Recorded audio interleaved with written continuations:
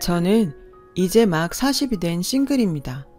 몇 년 전 상견례 자리에서 결혼을 파토냈던 얘기를 해보려고 해요. 저는 20대에 열렬히 연애를 하고 결혼을 하려고 했으나 여러 가지 사정으로 하지 못했어요. 그 후로는 딱히 결혼 생각이 들지 않더군요. 너무 좋아해서 10년을 사귀고도 결혼하기가 어려운데 웬만한 사람 만나서 결혼까지 가게 될지 의문이 많이 생겼어요. 친구들은 결혼할 인연은 따로 있다고 했지만 내키지 않았어요. 어쩌면 그때 너무 지쳤었던 것 같기도 해요. 그러다가 작년에 친구 한 명이 엄청 푸시를 해서 소개팅을 나가게 됐어요. 일단 자기만 믿고 나가보라고 계속 전화를 했거든요. 나가고 싶은 마음이 정말 없었는데 그래도 저 생각해줘서 그러는 게 고마워 나가기로 했죠. 남자는 이제 막 전문의를 딴 성형외과 의사였어요. 원래는 다른 전공을 하고 사회생활을 좀 하다가 다시 의대에 들어가서 늦게 의사가 된 거라고 하더군요. 내심 참 대단하다는 생각이 들었어요. 다들 생각만 하는 일을 용감하게 실천한 거니까요. 성형외과 의사라서 그런지 굉장히 깔끔하고 단정했고 인상도 밝고 좋더라고요. 솔직히 호감형이어서 마음에 들었어요. 저는 음악을 전공했는데 그 남자는 그걸 참 좋아했어요. 자기도 음악에 관심이 많다고요. 그렇게 얘기를 하다 보니 생각보다 음악 취향도 잘 맞았고 취미나 음식 좋아하는 것도 비슷하더라고요. 영화를 좋아하는 것도 같았고요. 처음 만난 자리에서 영화 얘기에 드라마 이야기, 음식 이야기를 하다 보니 시간 가는 줄 몰랐고 낮에 만난 저희는 저녁까지 먹고 헤어졌어요. 저는 그저 말이 좀 통한다고만 생각하고 가벼운 마음으로 있었는데 다음 날부터 남자가 저한테 계속 전화를 하더군요. 제가 마음에 들었다며 정식으로 사귀어 보자는 거였어요. 저도 싫지는 않았지만 나이가 있으니까 망설여졌어요. 제 나이면 일단 결혼을 전제로 사귀게 될 테니까요. 저는 사실 차라리 혼자 사는 게 더 편하겠다는 생각이 들었어요. 그런 제 마음을 알았는지 남자는 일단 다른 건 정하지 말고 서로 잘 통하니 만나는 시간에 충실하자고 하더라고요. 그렇다면 나쁘지 않을 것 같아서 저도 결국은 그러자고 했어요. 저희는 만날수록 참 잘 통하는 것 같았어요. 영화관에 가서 영화도 보고 지방의 유명한 맛집을 찾아서 밥을 먹고 하는 것도 괜찮더라고요. 그러다가 서로의 방 인테리어를 조언해 줄 만큼 친해졌어요. 이 정도쯤 되자 소개해 준 친구는 그냥 어영부영 넘기지 말고 올해가 가기 전에 결혼을 하든지 결혼 약속을 하라고 엄청 적극적으로 밀더라고요. 우린 서로 결혼에 대해서 부담 갖지 않기로 했어. 지금 이대로 지내는 것도 만족스럽고 라고 하자 너 지금은 괜찮을지 몰라도 나이 좀만 들어봐. 주변에 친구들은 다 가정 있는데 너만 혼자면 그것도 되게 쓸쓸하고 외로워. 우울증이 괜히 생기는 줄 아니? 혼자서 사니까 그래. 그러지 말고 잘 생각해봐. 라더군요. 그 말도 맞는 말이긴 했어요. 부모님이 제가 자유로운 직업에 예술 전공자라고 좀 내버려 두신 건 있지만 이제나 저제나 제가 결혼하겠다는 말을 꺼내기를 기다리고 계신다는 걸 알고는 있었어요. 저는 대학에서 클래식 작곡을 전공했지만 프로듀싱 공부를 따로 해서 여러 대중가요 작업에도 참여했죠. 가끔 입시생들을 봐주기도 했고요. 벌이도 나쁘지 않고 재미도 있었어요. 남자도 은근 제 직업을 주변에 자랑하듯 얘기하는 것 같더라고요. 제가 시간을 어느 정도 자유롭게 쓸 수 있어서 남자 병원 일하는 시간에 맞춰서 편하게 만나는 것도 되게 좋아하는 눈치였어요. 사실 제가 자기한테 맞춰주니 얼마나 편했겠어요. 그런 것들이 좋았는지 남자는 언젠가부터 결혼 얘기를 자연스럽게 꺼내기 시작하더군요. 저도 친구나 부모님 때문에 조금 마음이 흔들리긴 했지만 그렇다고 적극적으로 결혼에 발벗고 나서진 않았어요. 그랬더니 이 남자가 점점 집착하면서 어쩌다 전화를 못 받으면 수십 번 하는 거였어요. 왜 전화 안 받았어? 작업했어? 내일 한다며. 거기 있는 사람 누구누구야? 라고 하질 않나? 혹시 나 말고 다른 남자 있는 거 아니야? 그러니까 결혼 얘기만 나오면 이렇게 심드렁하지. 라며 사람 숨통을 조여왔어요. 일하는 시간이 바뀌었어. 자기도 환자 예약 시간 바뀔 때 있잖아. 그거랑 똑같은 거지. 그리고 같이 일하는 사람들인데 누구랑 있으면 뭐? 내가 자기 간호사들 일일이 확인 안 하잖아. 라고 짜증을 냈더니 얼른 아니 그런 의도는 아니었어. 미안해. 화난 거 아니지? 화 풀어. 라고 비굴할 정도로 사과하는 게 반복되곤 했죠.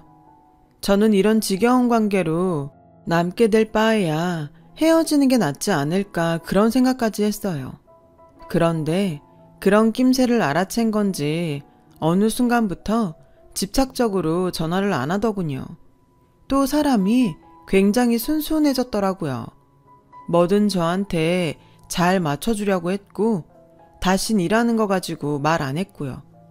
계속 그런 상태가 잘 유지되니 저도 이 남자라면 괜찮지 않을까 그런 생각이 들었어요. 친구 말대로 나중에 혼자 외로워지면 어쩌나 하는 마음이 컸죠. 그러던 어느 날 남자는 식사 약속에 핑크 장미 백송이와 반지를 가져와 저에게 청혼을 했어요.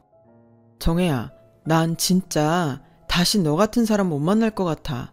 물론 우리가 결혼을 생각하고 만난 거 아닌 거 알아. 네가 결혼에 큰 뜻이 없다는 것도 알지. 하지만 네가 그런 생각했던 거 엄청 후회될 만큼 내가 매일 재미있는 결혼 생활 만들 자신이 있어. 너도 나 알잖아. 한번 마음 먹으면 뭐든 그렇게 하는 거. 나는 우리가 같이 있을 때 이렇게 좋은데 굳이 결혼 안 하고 이렇게 있어야 할 이유를 모르겠거든. 항상 같은 공간에서 서로 보면서 지내면 얼마나 좋을까?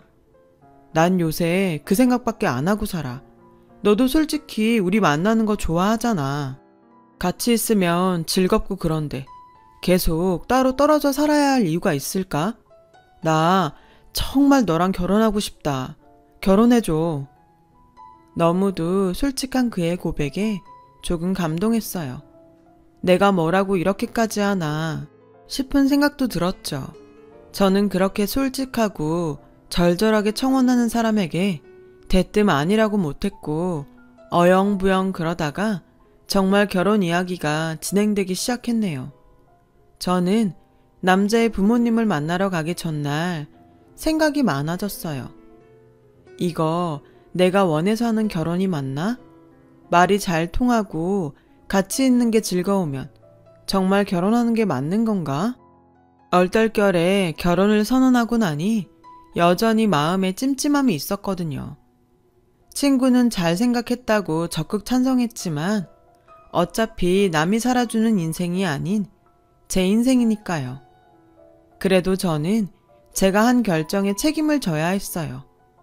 마음은 무겁지만 남자의 부모님을 만나러 갔어요. 저희는 만나면서 서로의 집안 얘기는 하지 않았기 때문에 저도 남자 부모님이나 집에 대해 몰랐고 남자도 저희 집에 대해서는 몰랐어요.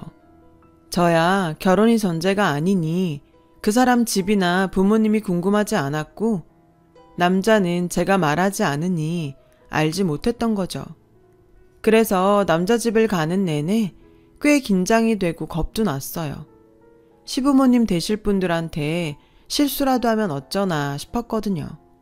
그래서 선물도 할 수 있는 한도에서 제일 좋은 것들로 준비했죠. 저는 두근거리는 마음을 진정시키며 그 사람과 집에 들어갔어요. 그 사람이 엄마, 아버지, 우리 왔어요.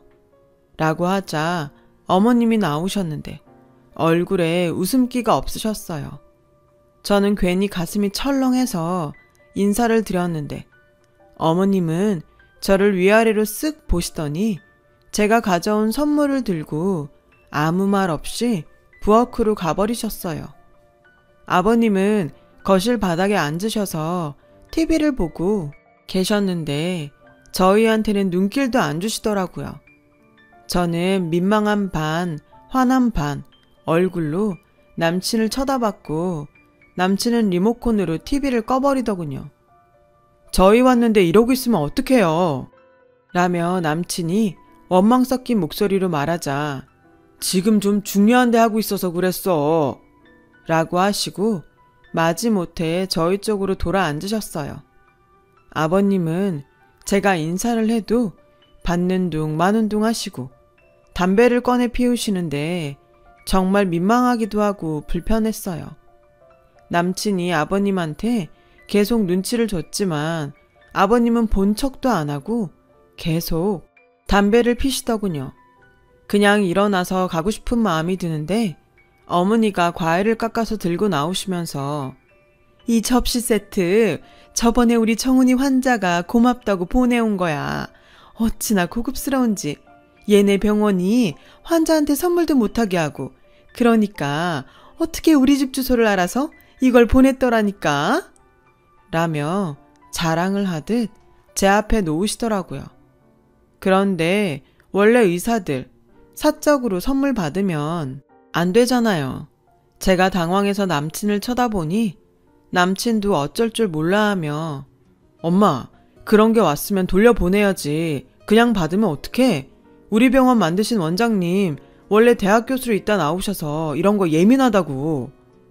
뭐 어때? 한번 그런 건데 엄마가 나이 들어서 이런 거 잘 몰라서 받았다 해. 라며 대수롭지 않게 얘기하는데 진짜 마음이 복잡해지더라고요. 게다가 어머님은 부모님이 무슨 봉사 같은 걸 하신다면서 그런 거 돈도 별로 안 되고 괜히 시간만 뺏기고 힘만 드는데 딸이 옆에서 못하게 말려야 되는 거 아니니? 하긴 너도 맨날 출근하는 일도 아니고 무슨 음악 같은 거 녹음한다며? 보아하니 정규직도 아닌 것 같은데 월급은 제대로 받는 일이야? 웬만하면 지금이라도 사무직 같은 거 찾아보면 어때? 남친은 제가 무심코 지나가며 말했던 부모님 밥차 봉사 얘기랑 제 직업 얘기를 했던 것 같아요.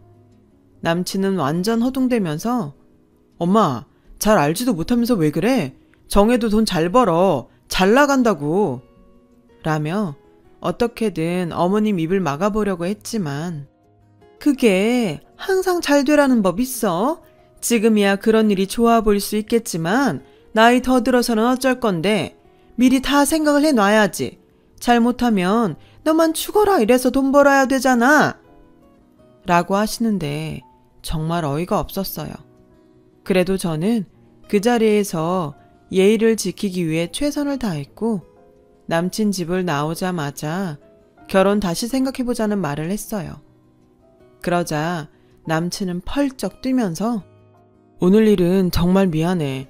엄마도 아버지도 요즘 컨디션이 좀 안 좋으셔서 그런 거니까 네가 이해 좀 해줘. 젊은 우리가 나이 드신 분들 이해해야지. 안 그래? 내가 다시 부모님한테 잘 말씀드릴게. 원래 좀 무뚝뚝하셔도 사귀고 보면 우리 부모님 같은 사람들도 없어.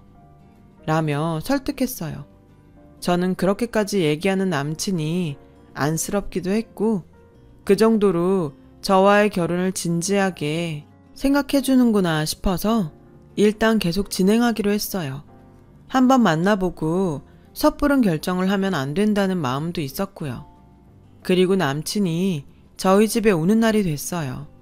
엄마는 예비사위가 온다며 새벽부터 장을 보셔서 하루 종일 음식을 하느라 정신이 없으셨어요. 아빠도 일찍 목욕탕에 다녀오셔서 말끔한 옷차림을 하고 계셨고요.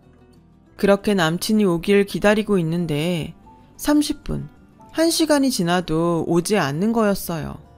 그러더니 결국 2시간이 지나서야 앞에 있던 수술이 너무 늦게 끝나서 다른 수술에 들어가야 된다며 못 온다고 하지 않겠어요? 엄마는 기분이 안 좋아 보이셨는데 애써 표현을 안 하시며 좋게 넘어가셨어요. 아빠는 수술하다 보면 그럴 수 있다면서 이해해주자고 하시고요. 하지만 전 정말 불쾌했어요. 진짜 너무한 거 아니야? 내가 자기 집에 가서 그런 말도 안 되는 대우받은 것도 꾹 참았는데 어떻게 부모님한테 인사하는 날 안 와? 그렇게 바쁠 것 같으면 미리 연락을 했어야지. 그게 그렇게 어려워? 이건 우리 집을 무시하는 걸로밖에 안 보여. 자기가 항상 날 설득하느라 애쓰는 거 보고 어떻게든 이해하려고 했는데 이번 건 정말 아니다. 자기 부모님은 그렇다 치고 자기까지 우리 집을 우습게 알면 내가 어떻게 결혼을 하겠어? 라며 따지자 정말 연락할 형편이 안 됐었다고.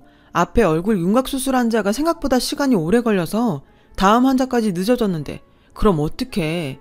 지금까지 나 잘 이해해주고 잘 맞춰줬잖아. 이번에도 그렇게 생각해주면 안 될까? 내 사정도 있는데 너무 화만 내니까 좀 그렇다. 내가 꼭 따로 찾아갈게. 라고 하더니 정말 그 다음날 제가 집에 없는데 찾아와서 엄마 아빠한테 선물도 드리고 죄송하게 됐다고 100배 사죄하고 갔다고 하더군요. 엄마도 그 모습을 보시고 그래, 병원에서 그런 일 생길 수도 있지. 좋게 넘어가자. 라며 마음을 푸셨어요.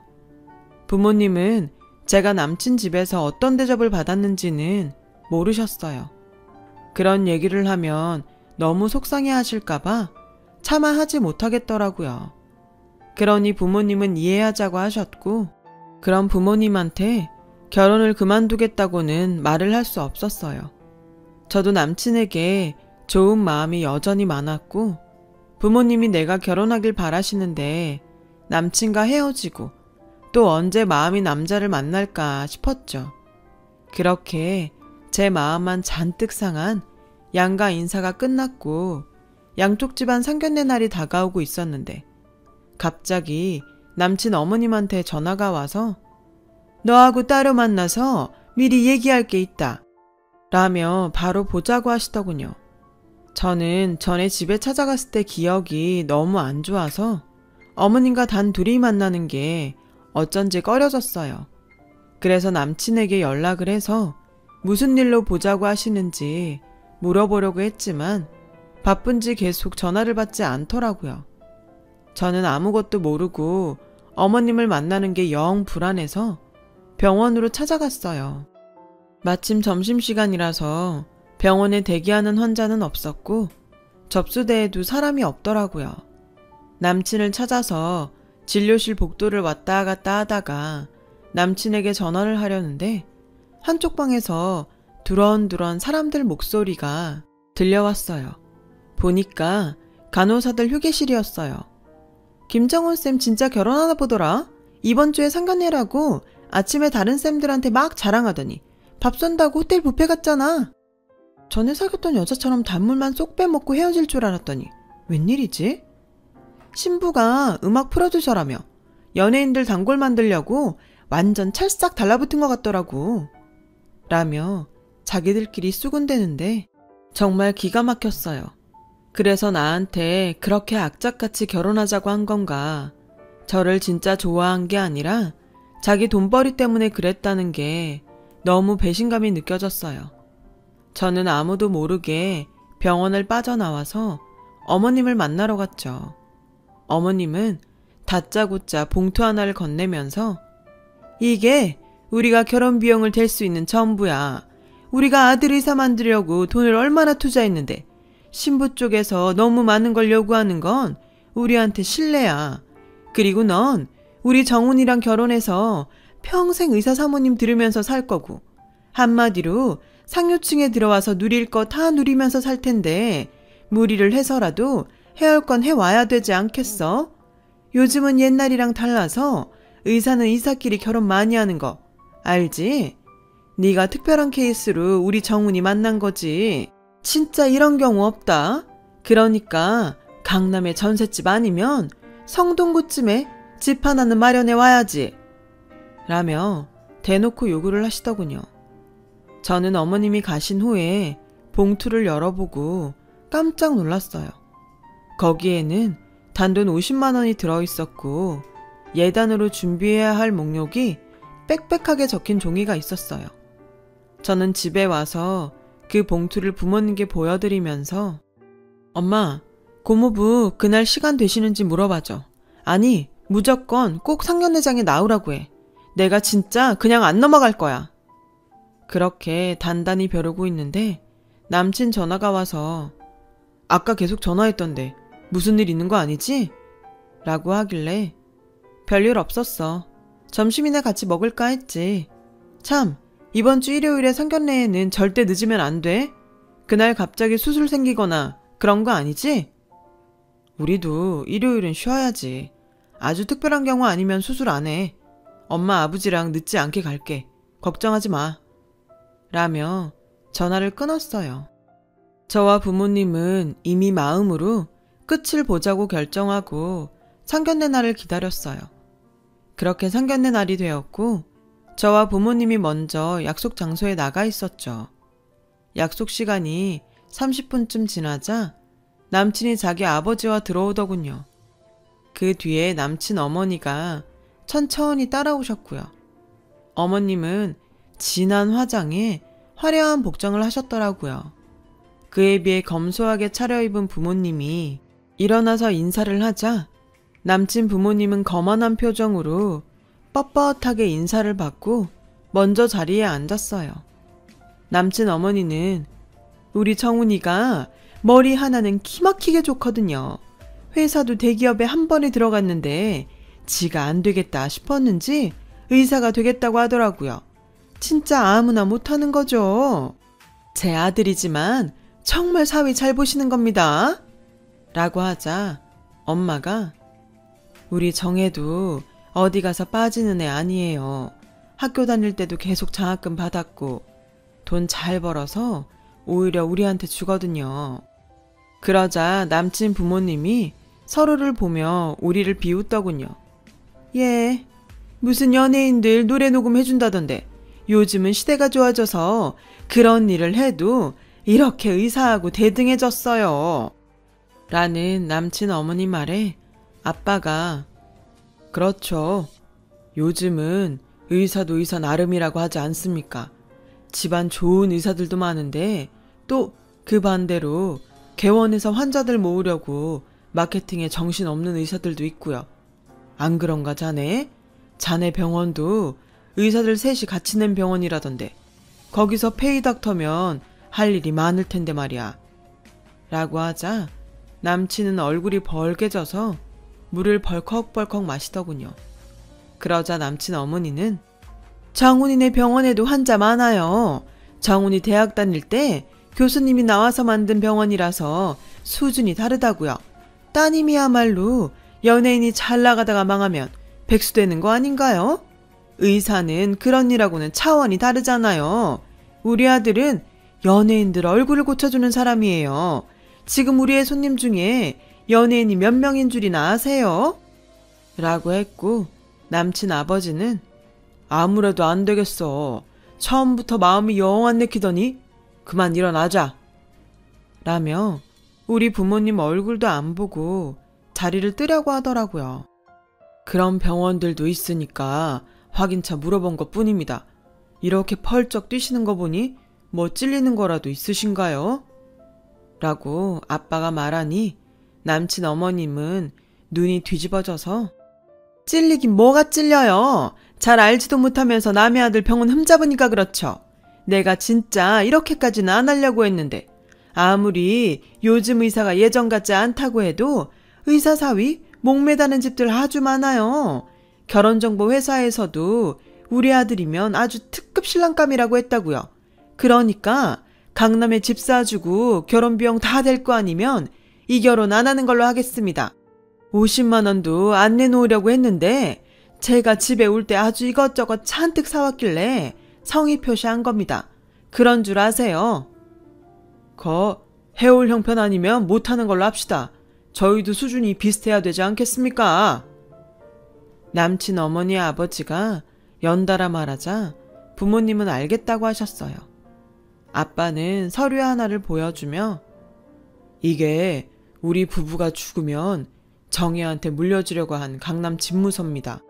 20평이 좀 안 되는 작은 거긴 해도 앞으로 재건축할 장소라서 투자 가치도 충분하고 값이 떨어질 일은 없는데 저도 그렇게 제 딸 무시하는 집에 보낼 수 없습니다. 그러자 갑자기 남친 부모님 안색이 변했어요. 남친은 당황해서 자기 부모님한테 막 눈치를 주더라고요. 그래서 제가 자기한테 이번에 컴백하는 가수를 갔나 봐. 내가 소개한다니까 나 믿고 간다고 하던데 대충 봐준 거 아니지? 왜 모르는 척해? 내가 저번에 가수들 갈 거라고 말했잖아. 라고 하니 남친 부모님은 입을 딱 다물더군요. 그때 고모부가 막 식당에 들어오셔서 내가 늦은 거 아니지? 시간 맞춰 온다는 게 5분 정도 늦었네. 고모부 괜찮아요. 이제 막 본격적인 얘기 했거든요. 라고 하자 남친은 얼굴이 하얗게 질려서 자리에서 벌떡 일어나 교수님이 여기 어떻게 고모부가 우리 학교 교수님이었으면 말을 했어야지 라길래 저는 우리가 만나는데 고모부가 뭘 하는지 그게 왜 중요해? 두 사람 마음만 잘 맞으면 되는 거 아니었어? 자기도 전에는 나한테 그렇게 얘기했잖아. 근데 그게 아니었나 보네? 내가 소개해서 간 연예인들도 자기 잘나서 가는 건 줄 아는 거 보니까. 고모부는 자네 병원 세운 김 원장이 나랑 아직도 연락 자주 하는 거 알고 있나? 아무튼 내 금쪽 같은 조카한테 자네 집에서 어떻게 했는지 잘 알았네. 라고 했고 그제야 남친 어머니는 이러지 말고 우리 다시 잘 얘기해보죠. 둘이 좋아서 결혼한다는데 라길래 저는 정 다 떨어졌어요. 저한테 그동안 하신 거나 혼수 비용이라고 50만 원 보낸 거 너무 기도 안 차서 이런 자리 마련한 거라고요. 연예인 망하면 제가 백수 돼요? 그 연예인들이 저희한테 와서 잘 봐달라고 한다고요. 몰라도 뭘 너무 모르시네요. 라고 했고 엄마도 그동안 우리 딸한테 어떻게 했는지 너무 잘 알겠네요. 얘기 듣고도 믿기지가 않았는데 더 진행되기 전에 알게 돼서 다행입니다. 라며 저와 아빠, 고모부 보고 나가자고 했습니다. 남친 부모님은 우리 고모부한테 아들 잘 봐달라고 사정했지만 고모부는 아무리 의사 아들이 잘났어도 남의 자식한테 그러면 되겠습니까? 우리 정혜도 귀한 딸이고 조카입니다. 그렇게 저의 결혼은 없던 걸로 됐고 저도 점차 일상으로 돌아왔죠. 그 뒤로도 남친은 저한테 여러 번 전화하고 만나달라고 했지만 거절했어요. 소개한 친구는 제 얼굴을 똑바로 보지도 못하고요. 그냥 제가 능력 있으니 혼자 살아도 될 것 같은데 정말 마음 잘 맞는 사람 만나면 어떨지 또 모르죠. 사람이 사람을 보고 만나는데 왜 그렇게 직업이며 돈이며 그게 1순위인 건지 그런 거에 눈멀어서 사람도 제대로 볼 줄도 모르면서 그것 때문에 사람한테 상처 두고 그렇게 살고 싶지 않습니다. 살면서 돈도 중요하죠. 명예도 중요하고요. 돈이 중요한 만큼 저도 능력 있고 멋진 사람이 먼저 되도록 더 노력하면서 살아야겠습니다. 그래야 정말 멋진 사람이 나타났을 때 한눈에 알아보지 않을까요? 제 이야기 이렇게 들어주셔서 정말 감사하고요. 늘 행복하세요.